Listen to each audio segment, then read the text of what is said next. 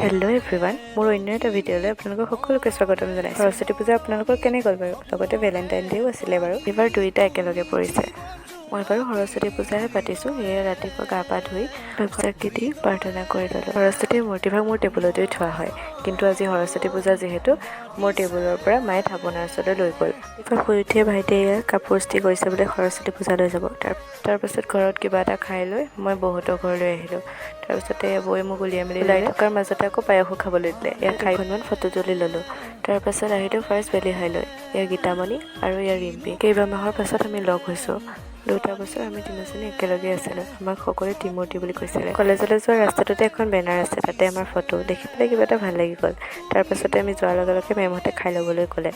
এই ক্লাছটোতে প্ৰথম first ইয়েৰক class কৰিছিলোঁ। দেখি কিবা এটা ভাল লাগি গ'ল। এয়া পাৰ্চি, তাৰপাছতে এজনী শ্যামলিনী। বহুত দিনৰ মূৰত লগ পাইছোঁ। তাৰপাছত গ'লোঁ জেবিলৈ। জেবিটো আজি বহুত ভিৰ, সকলো জেবি